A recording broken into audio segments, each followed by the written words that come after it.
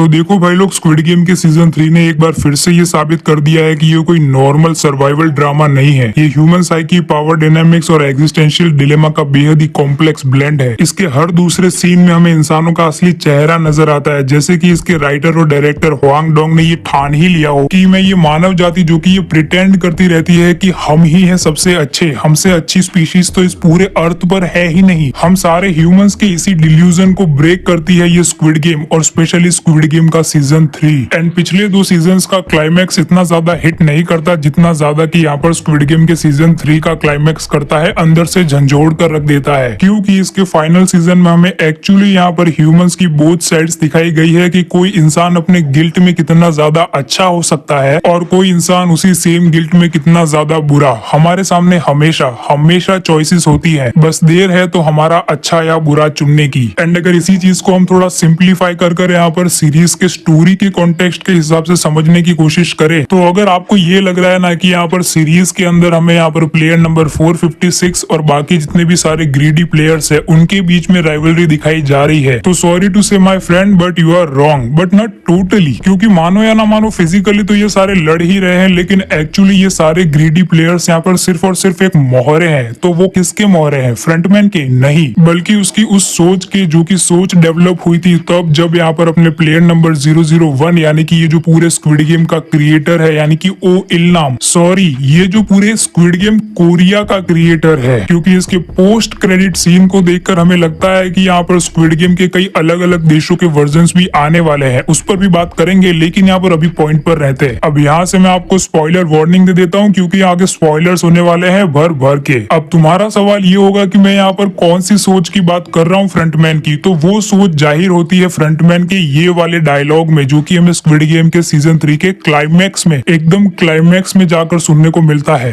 Player 456, आज भी लोगों पर भरोसा करते हो? Do not trust people. Series में एक ऐसा मोड आया जिसने कि यहाँ पर फ्रंटमैन की पूरी थिंकिंग प्रोसेस को ही चेंज कर रख दिया और उसे बना दिया फ्रंटमैन, जबकि पहले वो खुद भी एक प्लेयर ही था। और यहाँ पर जो ओ इल्नाम है उसने यहाँ पर उसको एक मौका दिया, मौका जीतने का, जीने का, लेकिन किस कीमत पर? फाइनल गेम से पहले ओ इल्नाम ने यहाँ पर हुआंग इन्हू को अपने पास बुलाया और उससे कहा कि यहाँ पर तुम बाकी प्लेयर्स को अगर मार देते हो तो तुम आसानी से ये गेम जीत जाओगे, सोच क्या रहे हो, मार डालो उनको। एंड यही वो पॉइंट है जहाँ पर कि आपको चूज करना रहता है कि आप अच्छे बनना चाहते हो या फिर बुरे, आप चैन की नींद सोना चाहते हो या फिर फ्रंटमैन की तरह रात रात भर जागना चाहते हो, पूरी जिंदगी गिल्ट में गुजारना चाहते हो। सैडली हुआंग इन्हू यानी कि अपना फ्यूचर फ्रंटमैन जो बनने वाला है वो यहाँ पर दूसरा रास्ता चूज करता है और वो ओ इल्नाम के दिए गए खंजर से अपने बाकी जितने भी सारे प्लेयर्स होते हैं उनको मार डालता है। एंड उसने जो भी यहाँ पर किया यानी कि इतने सारे खून जो इसने की है उसके बदले इसको मिलती है एक सबसे बड़ी ट्रेजेडी। वो जिसके लिए यहाँ पर स्क्विड गेम में आया था यानी कि अपनी प्रेग्नेंट बीवी के लिए, वो उसे भी नहीं बचा पाता। एंड आई थिंक कि मैं यहाँ पर गलत भी हो सकता हूँ कि यही वो रीजन था जहाँ पर कि उसने ये डिसाइड किया कि वो बनेगा यहाँ पर स्क्विड गेम का new frontman. And don't you think कि यहाँ पर जितने भी सारे सब प्लॉट्स यहाँ पर हमें दिखाए गए हैं उनको लेकर यहाँ पर अलग अलग मिनी सीरीज या फिर कोई एक बड़ी स्क्विड गेम सीरीज बनाई जा सकती है। जब अपना फ्रंटमैन यानी कि हुआंग इन्हू जब एक प्लेयर था तब यहाँ पर उसने कौन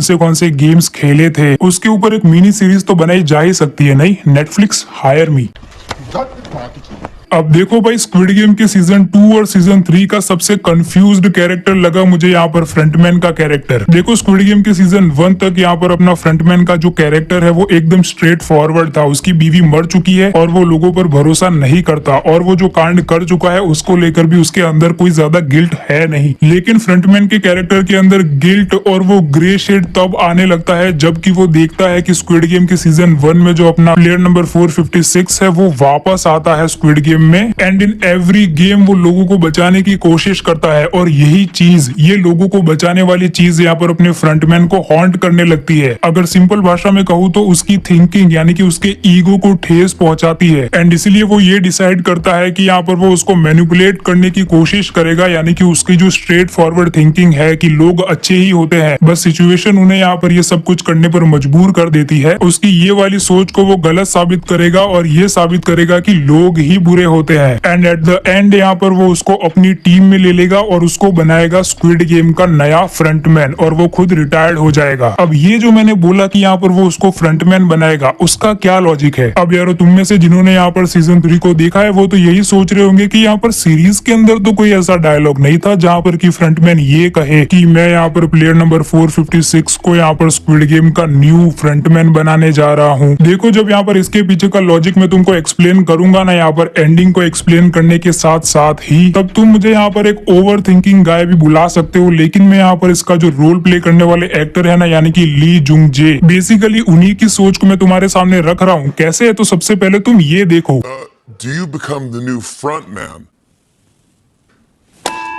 अब भाई लोग ये करने से इनका मतलब ये था कि यहाँ पर मैं तुमको एक सिचुएशन एक्सप्लेन करता हूँ जो कि इसके एंड में हुई थी। देखो यहाँ पर जो अपनी प्लेयर नंबर 222 थी ना, जो कि यहाँ पर स्क्विड गेम के सीजन 2 में प्रेग्नेंट थी, उसका बेबी हो जाता है यहाँ पर एक गेम के दौरान ही। एंड यहाँ पर जब सेकंड गेम आता है तब यहाँ पर जो अपना प्लेयर नंबर 456 है वो उस बेबी को बचाकर आगे ले जाता है। एंड प्लेयर नंबर 222 के पैर में चोट लगी होने की वजह से यहाँ पर वो कूदने वाला गेम नहीं खेल पाती और वो वहीं से कूद कर आत्महत्या कर लेती है। एंड जो वीआईपीज होते हैं वो ये डिसाइड करते हैं कि यहाँ पर अब प्लेयर नंबर 222 की जगह उसकी बेबी को खिलाएंगे एंड वो न्यू बॉर्न बेबी बन जाती है यहाँ पर प्लेयर नंबर 222, यानी कि वो उसकी जगह ले लेती है। काफी सारे प्लेयर्स को इससे तकलीफ होती है, लेकिन स्क्विड गेम के रूल्स के हिसाब से यहाँ पर जब गार्ड सामने खड़े हो तो मार नहीं सकते, बाकी मार सकते हो तुम्हें। लेकिन अब यहाँ पर अपने सॉन्ग की हुन ने यहाँ पर जो अपनी प्लेयर नंबर 222 थी उससे ये वादा किया था कि वो किसी भी हाल में इस बेबी को बचाएगा। एंड इसी चीज का यहाँ पर फायदा उठाता है अपना फ्रंटमैन, या फिर फायदा उठाता है या फिर वो खुद उस बेबी को बचाना चाहता है। इन दोनों में से मुझे सेकंड वाला ही सही लगता है, क्योंकि यहाँ पर उसकी प्रेग्नेंट बेबी भी मर चुकी है, इसलिए वो उस बेबी को बचाना चाहता है। ओके, एंड जैसा कि मैंने तुम्हें आगे बताया था कि यहाँ पर ह्वांग इन हु जो कि यहाँ पर अपना फ्रंटमैन है, उसके सामने जो यहाँ पर इस गेम के क्रिएटर यानी कि इल नाम ने जो सिचुएशन रखी थी, उसको चाकू दिया था और कहा था कि जाओ मार डालो सबको, बिल्कुल same as it is situation वो रखता है यहाँ पर अपने सॉन्ग गीहुन के सामने। और सेम वैसे ही जैसे कि यहाँ पर इल नाम ने फ्रंटमैन को यहाँ पर वो काला चाकू दिया था, बिल्कुल सेम वैसे ही वो यहाँ पर सॉन्ग उनको भी वो काला चाकू देता है और ये कहता है कि जाओ और जाकर मार डालो उन सारे मॉन्स्टर्स को, यानी कि वो बाकी जो प्लेयर्स बचे हैं उनको, और खुद को और बेबी को बचा लो। मैं तो सिर्फ यहाँ पर बेबी और तुम्हारी मदद करना चाहता हूँ। लेकिन यहाँ पर फ्रंटमैन का भ्रम तब टूटता है, उसकी सोच पर यहाँ पर चोट तब लगती है जब यहाँ पर सॉन्ग की हुन यहाँ पर उन सारे प्लेयर्स को नहीं मारता, उसके हाथ में चाकू होने के बावजूद। लेकिन यहाँ पर अगर सिचुएशन अलग होती, वो यहाँ पर इन सारे ही प्लेयर्स को मारकर वो और बेबी मिलकर यहाँ पर विनर बन जाते इस पूरे गेम के, तो यहाँ पर अपना फ्रंटमैन यहाँ पर सॉन्गी उनके सामने ये प्रस्ताव रखता कि क्या तुम इसके न्यू फ्रंटमैन बनना चाहोगे। और इसीलिए जब यहाँ पर इंटरव्यू में ली जुंग जे से ये पूछा गया कि क्या आप न्यू फ्रंटमैन बनने वाले हो, तब उन्होंने दोनों ऑप्शंस को चूज किया। सो आई प्रूव्ड माय पॉइंट। तो भाई लोग अभी आगे हमें ये दिखाया जाता है कि जो वो आखिरी वाला स्क्विड गेम है ना, वो भी यहाँ पर खेला जाता है एंड वहां पर जितने भी सारे प्लेयर्स होते हैं वो मर जाते हैं और एंड में बचते हैं 3 प्लेयर्स। पहला प्लेयर नंबर 222 जो कि अभी एक छोटी सी बेबी है, दूसरा प्लेयर नंबर 456 यानी कि अपना सॉन्ग की हुन, एंड लास्ट यानी कि थर्ड प्लेयर होता है प्लेयर नंबर 333। और आपको ये तो पता ही होगा कि यही वाला प्लेयर यहाँ पर अपनी बीवी का असली फादर भी है। लेकिन यहाँ पर जब ये गेम खेल रहे होते हैं और ये तीनों बचे होते हैं और तीनों में से किसी एक को एलिमिनेट करना होता है, तब यहाँ पर वो बिल्कुल भी परवाह नहीं करता कि वो एक बाप है। सॉन्ग की हुन जो कि ये कहता है कि मैं तुम्हारे लिए बलिदान दे दूंगा और तुम और बेबी सुरक्षित यहाँ से जा सकते हो, लेकिन फिर भी वो उसका विश्वास नहीं करता और इसीलिए वो यहाँ पर उसको लास्ट लेवल तक नहीं पहुंचाना चाहता, क्योंकि वो अगर पहुंच गया तो उसको ये शक है कि वो बलिदान नहीं देगा और वो उसी को मार डालेगा। लेकिन अगर वो दोनों यानी कि बेबी और अगर वो ही पहुंच गए प्लेयर नंबर 333, तो यहाँ पर वो आसानी से बेबी को फेंक कर यहाँ पर गेम का विनर बन जाएगा और पैसे जीत जाएगा। तो प्लेयर नंबर 333 यहाँ पर प्लेयर नंबर 456 को आगे नहीं आने देना चाहता, लेकिन फिर भी यहाँ पर किसी तरह वो लास्ट लेवल तक पहुंच जाता है और फिर उन दोनों के बीच में होती है हाथापाई। एंड इस हाथापाई में यहाँ पर प्लेयर नंबर 333 नीचे गिर जाता है और वो मर जाता है। लेकिन यहाँ पर अभी ट्विस्ट ये है कि तब तक उन्होंने गेम को शुरू ही नहीं किया था लास्ट लेवल में, यानी कि अब गेम को शुरू करने के बाद यहाँ पर प्लेयर नंबर 456 और प्लेयर नंबर 222 जो कि एक छोटा सा बेबी है, उनमें से यहाँ पर किसी एक को मरना होगा। और अपना सॉन्ग की हुन अपना स्ट्रेट फॉरवर्ड गुड मैन यानी कि अच्छा इंसान ये डिसाइड करता है कि वो खुद की जान देगा एंड वो अपनी जान दे देता है और वो वहां से कूद जाता है और ये बेस्ट ट्रिब्यूट था यहाँ पर अपने प्लेयर नंबर 456 को, जो कि अपनी जान की परवाह किए बिना सिर्फ लोगों को बचाने के लिए, सिर्फ इंसानियत को बचाने के लिए यहाँ पर वापस स्क्विड गेम में आया था। एंड जब वो यहाँ पर कूदा तब यहाँ पर जितने भी सारे वीआईपीज थे उनके चेहरे के ऊपर भी हमें नमी देखने को मिलती है। तो हुआ ना ये बेस्ट ट्रिब्यूट। एंड मैंने जो तुम्हें आगे बताया था कि यहाँ पर राइवलरी तो असल में चल रही थी मेंटली यहाँ पर अपने फ्रंटमैन और अपने प्लेयर नंबर 456 के बीच में, और ये सीरीज अपने विजुअल प्रेजेंटेशन के थ्रू और कैरेक्टर्स के कुछ मूवमेंट्स के थ्रू ये साबित भी कर देती है कि हाँ, राइवलरी तो चल रही थी इन दोनों के बीच में, और वो भी फिजिकली नहीं बल्कि मेंटली। एंड वो सीन है ये वाला सीन जहाँ पर की सोंकी उनकी लाश पड़ी है और वहां पर सामने अपना फ्रंटमैन आता है और वो अपना मास्क उतारता है। एंड अगर आप यहाँ पर थोड़ा मेटाफोरिकली सोचो तो एक किंग अपना ताज कब उतारता है, जब वो हारा हुआ फील करता है। एंड ये मास्क यहाँ पर उसकी आइडेंटिटी ही नहीं बल्कि उसका एक ताज भी था जो कि उसने उतारा, यानी कि उसने ये मान लिया कि सोंक्यून हमेशा से ही राइट था और वो रॉन्ग। तो भाइयों और बहनों, अभी चलो यहाँ पर फाइनली बात कर लेते हैं कि ये यहाँ पर अमेरिकन स्क्विड गेम वाला क्या पूरा मामला है, जो कि मैंने यहाँ पर अपने थंबनेल में भी रखा है। तो इसके लिए आपको इसके पोस्ट क्रेडिट सीन का एक्सप्लेनेशन सुनना पड़ेगा, और जो कि मुझे पता है आप सुनोगे। तो चलो फिर यार शुरू करते हैं। फॉर बेटर अंडरस्टैंडिंग और कॉन्टेक्स्ट के लिए मैं आपको बता देता हूँ कि यहाँ पर सोंगी हुन के मरने के बाद जो विनर था ना, वो यहाँ पर प्लेयर नंबर 222 यानी कि वो बेबी बनती है। And as per the squid game rule वो सारे पैसे यहाँ पर उस बेबी को ही मिलते हैं, यानी कि प्लेयर नंबर 222 को। अब तुम्हें लग रहा होगा कि कैसे, उसकी मॉम तो मर चुकी है। हाँ, उसकी मॉम मर चुकी है, लेकिन अपने फ्रंटमैन का भाई डिटेक्टिव तो जिंदा है ना। तो यहाँ पर जो अपना फ्रंटमैन होता है वो डिटेक्टिव के पास उस बेबी को भिजवा देता है पैसों के साथ, और वो खुद चला जाता है यहाँ पर अपने गीहुन के जो सारे पैसे उस फ्लैट में रखे होते हैं उन सारे ही पैसों को लेकर वो खुद चला जाता है अमेरिका, जहाँ पर की उसकी बेटी और उसकी बीवी रहती है। एंड अपने फ्रंटमैन का एक काफी इमोशनल टाइप सीन है जहाँ पर की वो उसकी बेटी के साथ बात कर रहा होता है कि वो नहीं रहे वगैरह वगैरह। एंड वो उसको वो बॉक्स देकर चला जाता है वहां से। और फिर जब वो रास्ते में जा रहा होता है ना यूएसए में, तो अब एक गली में वही ताकची वाला खेल चल रहा होता है जो कि यहाँ पर कोरिया के अंदर मेट्रो स्टेशन के अंदर चलता है। एंड यहाँ पर जो ताकची खिलाने वाली एजेंट या फिर सेल्समैन, हाँ सेल्समैन वो होती है, वो यहाँ पर उसकी तरफ देखती है और स्माइल करती है। तो अब यहीं से हमको समझ जाना चाहिए कि यहाँ पर स्क्विड गेम की लेगेसी को ऐसे तो नहीं छोड़ने वाला है नेटफ्लिक्स। यहाँ पर अलग अलग देशों के वर्जन भी बनाए जाएंगे, जिसमें से कि यहाँ पर सबसे जल्दी आता हुआ वर्जन तो यूएसए का ही लग रहा है, क्योंकि इसके पोस्ट क्रेडिट सीन में पूरा यूएसए वाला ही बैकग्राउंड है। अब भाई देखते हैं कि कौन कौन सी नई गेम्स हमें देखने को मिलती है और अमेरिका के वर्जन में हमें कौन कौन से एक्टर्स देखने को मिलते हैं। ये सबसे एक्साइटिंग बात है। और हाँ भाई लोग, यहाँ पर एक चाइनीज वर्जन भी आ सकता है इसका, क्योंकि एक चाइना से रिलेटेड ओपन एंडिंग भी छोड़ी गई है हमारे लिए। अब वो क्या है और ये चाइना और अमेरिका का क्या खेला होने वाला है आगे चलकर स्क्विड गेम